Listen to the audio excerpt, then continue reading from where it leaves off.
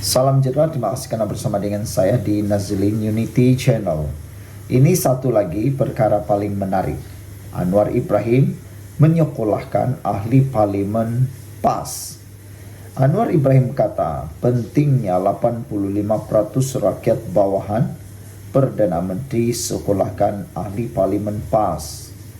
Perdana Menteri hari ini menegaskan bahawa langkah penyasaran subsidi petrol RON95 pada pertengahan tahun depan adalah demi manfaat kepada 85% golongan rakyat atau golongan bawahan. Datuk Seri Anwar berkata beliau mengambil maklum takrifan sebenar pendapatan golongan tertinggi T15 terutamanya golongan pendapatan terutamanya pandangan pihak tertentu bahawa pendapatan isi rumah 13,000 sebulan tidak sepatutnya termasuk dalam kumpulan berkenaan. Menurutnya, nilai ambang itu merupakan penetapan yang dibuat oleh pihak Jabatan Perangkaan Malaysia DOSM di peringkat awal. Dalam masa sama, kerajaan katanya secara prinsip bersetuju. Nilai tersebut perlu dikaji agar bersesuaian dengan realiti semasa. Kata Anwar, saya sedikit runsing kerana kita ini seolah-olah tak banyak bicara soal pertahankan kepentingan golongan bawahan. Apakah 85% rakyat bawahan itu tak penting, soal Anwar Ibrahim. Saya dengar tentang perbicaraan Kementerian Keuangan dan Ekonomi dan DOSM sekarang tentang penetapan RM13,000, tetapi kita fikir nilai itu agak rendah, ujarnya lagi. Sehubungan itu, Anwar menemplak dakwaan pembangkang. Kononnya, kerajaan tidak mempunyai tata kelola memandangkan rakyat bawahan tidak terkesan dengan langkah penyasaran subsidi petrol RON95. Tata kelola dalam hal ini tidak bangkit kerana 85% rakyat tidak terlibat dalam kenaikan harga RON95. Harga pasaran tanpa subsidi kepada T15 yang akan dikira semula kepada warga asing. Sebab itu, kadang-kadang pandangan kita, kritikan jangan hanya dilontar secara sembrono atau tanpa fakta, kata Anwar Ibrahim. Tuduhan kontrak subsidi hendak diberi ahli Parlimen Bukit Gantang umpamanya tak benar. Datang dari mana, dengar dari mana, TikTok, WhatsApp, belajar mana ni, platform X. Tak rujuk fakta, tapi kata baca Al-Quran, rujukan sanad di mana? Bidas Perdana Menteri ketika menjawab soalan tambahan Nik Muhammad Zawawi Saleh PN Pasir Putih. Terdahulu, pemimpin PAS berkenan ingin mengetahui definisi sebenar T15 dan mendakwa terdapat pelbagai tafsiran berkenaan T15. Mengulas lanjut, Anwar menegaskan bahawa kerajaan Madani pimpinannya diterajui tidak akan sama sekali bertolak ansur dalam soal tata kelola. Tata kelola dalam soal agihan ini untuk 85% tetap kita pertahankan. Jangan pusing, jangan putar, jangan buat tuduhan melulu di dalam dewan ini, tegas Datuk Seri Anwar Ibrahim. Minggu lalu, Anwar semasa membentangkan belanjawan 2025 berkata, kerajaan akan melaksanakan penyasaran subsidi RON95 pada pertengahan tahun depan dengan kategori T15 tidak akan menikmati subsidi berkenaan. Sekian untuk kali ini, jangan lupa tinggalkan komen anda. Salam sejahtera, terima kasih kerana bersama dengan saya di Nazilin Unity Channel. Top 3 pembangkang gahib ketika sesi PMQT. Ini dia. Inilah dia idol kepada pembangkang yang seringkali gahib ketika sesi PMQT di Parlimen.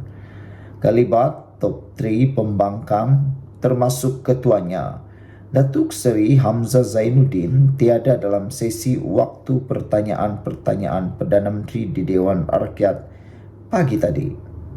Dua lagi wakil rakyat Perikatan Nasional PN yang gahib di Parlimen hari ini ialah Ahli Parlimen Marang Tan Sri Abdul Hadi Awang dan juga Ahli Parlimen Tan Sri Muhyiddin Yassin.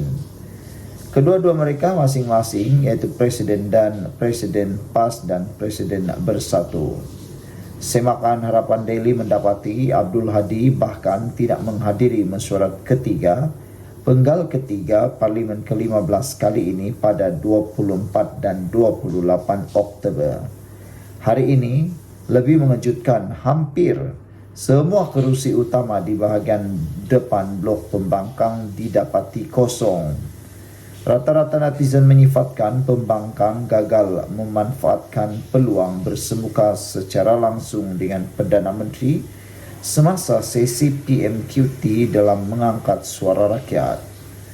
Antaranya pengguna X Amir Hamzah yang menulis pembangkang sebagai hanya bercita-cita besar mahu menjadi pemerintah, tapi bila ada peluang, mereka tidak mampu perform atau melakukannya dengan baik. Ada juga yang berpendapat jika berada di barisan belakang dalam blok pembangkang, pastinya malu setiap kali hendak berhujah melawan Perdana Menteri. Bos-bos aku tak muncul nak lead dalam parlimen, malu. Tapi itulah pembangkang, tiada otak, kecam Dr. Ramon. Sikap pemimpin utama pembangkang yang tidak menghadiri sesi PMQT juga dianggap sebagai hanya baling batu sembunyi tangan, atau dengan kata yang lebih mudah, hanya berani bercakap kalau di belakang Anwar Ibrahim. Bila bersemuka berdepan, mereka pula tidak berani sama sekali. Saudara, ketidakhadiran top 3 pembangkang juga dianggap bukti bahawa blok oposisi sekarang gagal melaksanakan peranan mereka sebagai semak dan imbang kepada kerajaan pada hari ini. Sesi PMQT merupakan pembaharuan yang dilaksanakan kerajaan perpaduan. Pada setiap Selasa, Perdana Menteri akan menjawab. Soalan yang ditujukan kepada beliau manakala Khamis ialah waktu pertanyaan-pertanyaan menteri. Sejak tahun lalu menerusi sesi PMQT, Anwar yang juga Menteri Kewangan menjawab soalan daripada para wakil rakyat dalam mesyuarat Parlimen ke-15. Sekian untuk kali ini, jangan lupa tinggalkan komen anda.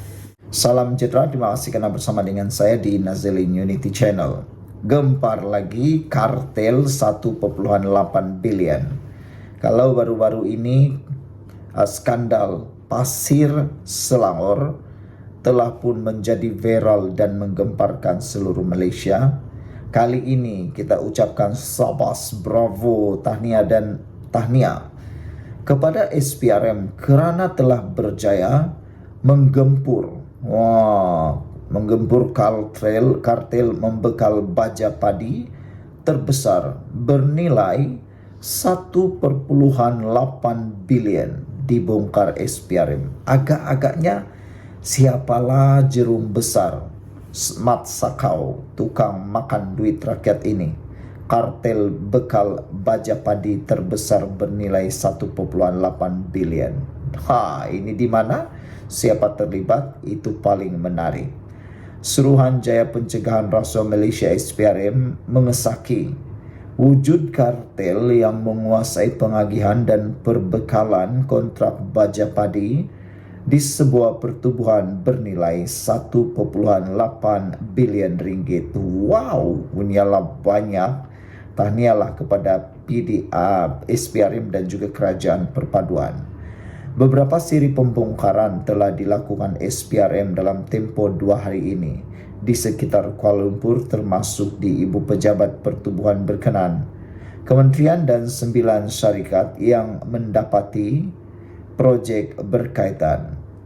Menurut sumber, projek di bawah sebuah kementerian yang tidak didedahkan itu yang berjumlah 1.8 bilion telah dianugerahkan kepada pertubuhan terbabit bagi tempoh 30 bulan bermula 2021 hingga tahun 2023. Pertubuhan terbabit bertanggung jawab untuk menghasilkan baja padi dan mengedarkannya kepada para pesawat di seluruh negara melalui pejabat pertubuhan peringkat negeri masing-masing. Hasil siasatan mendapati pertubuhan itu telah menggunakan dua kaedah untuk memenuhi kontrak kerajaan, iaitu membeli terus baja-baja padi daripada 5 syarikat pengeluar dan membeli bahan mentah bagi memproses baja daripada 4 syarikat, katanya lagi. Sumber juga berkata siasatan SPRM akan menjurus kepada kesalahan rasuah dalam perolehan baja dan bahan mentah daripada syarikat-syarikat terpilih. Siasatan juga menjurus kepada kesalahan salah guna kuasa yang mungkin berlaku di mana ahli-ahli lembaga pengarah yang terlibat dalam membuat keputusan dalam pemilihan syarikat-syarikat berkepentingan. SPRM telah merampas dokumen-dokumen berkaitan projek ini di peringkat kementerian, pertubuhan dan syarikat berkaitan dan dalam peringkat kajian mendalam, ujarnya lagi.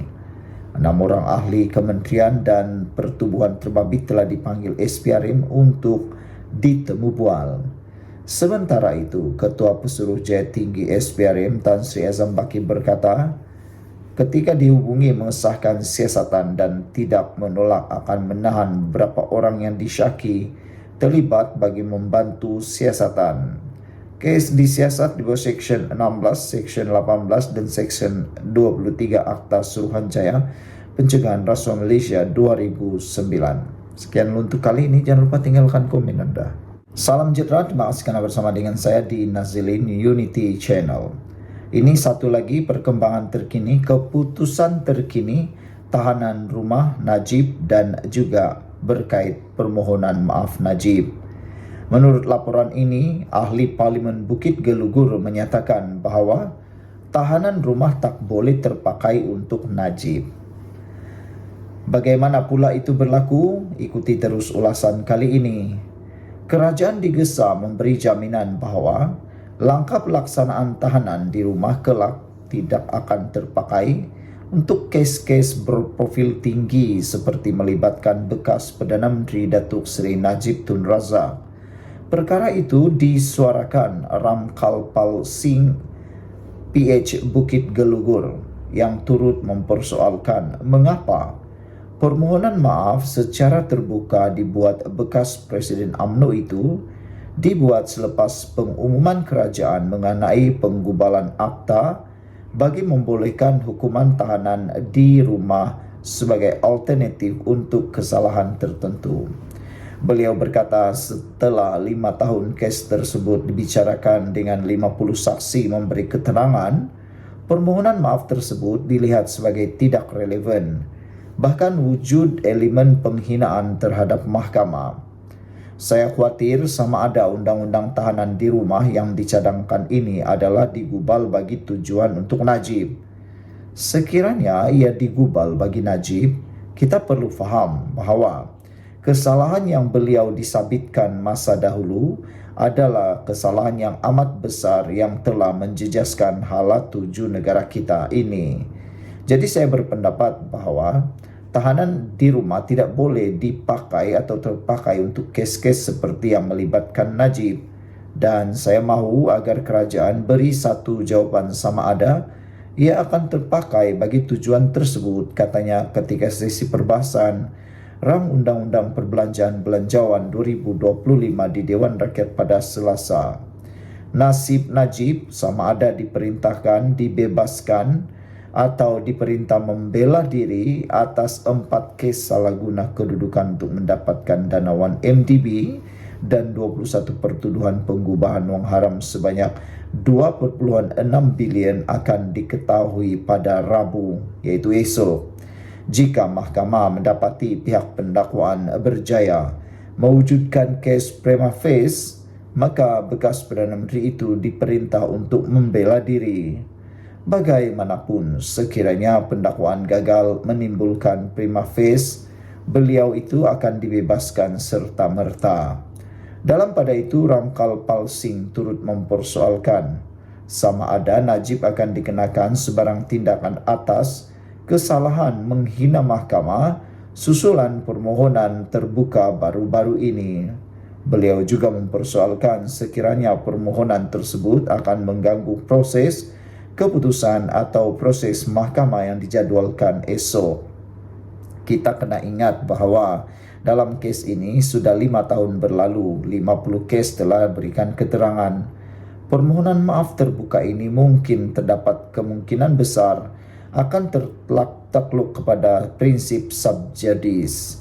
Jadi sekiranya seorang itu memberi kenyataan awam berkenaan dengan isu-isu yang dibicarakan dan diputuskan oleh mahkamah, bukankah ia merupakan penghinaan mahkamah?